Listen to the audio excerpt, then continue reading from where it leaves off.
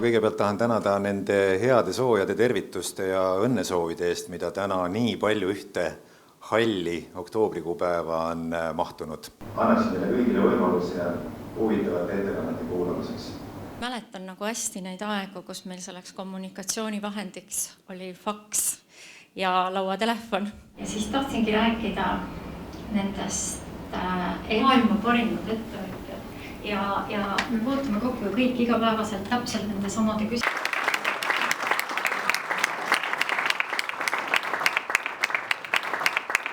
Kuidas meil välja näeme on niimoodi, et üleeile oli minu kolleeg parlamendist jätnud mulle ööistungist minust pildi sinna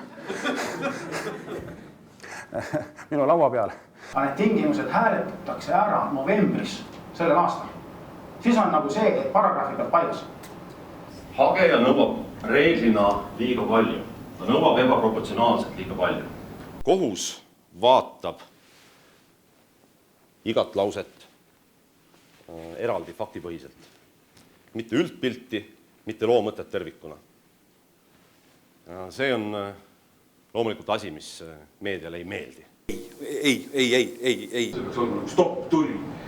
Aga veel advokaat. Aga nüüd siis tagasi Aivar Pilve juurde, siis te teate ise, et ta on suurepärane advokaat, eks ole. Ja tal läks tegelikult mõned minutid ainult, et mind ümber rääkida. Et mind panna huvituma oma enda tegelaskujust. Take me to your days, take me to your nights. Let me be with you, live the perfect life. Take me to your heart, take me to your world. Let me be with you, live the perfect life.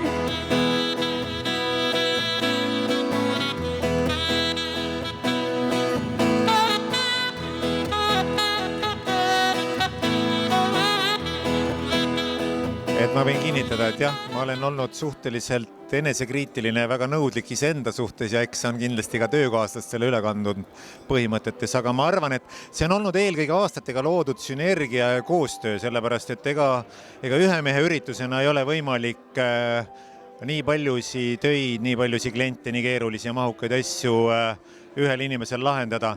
Et ma ütlen, et see on eelkõige olnud hea meeskonnatöö ja mul on väga hea meel sellest, et noorema põlvkonna advokaadid on tõsiselt, aktiivselt ja täie innu ja energiaga selles ürituses mind toetanud heaks meeskonnakaaslaseks olnud ja ma ütleks, et nende roll on aastast aastasse järjest tõusnud ja kasvanud, nii et uued teadmised, värske veri, uus mõtlemine, see viib edasi.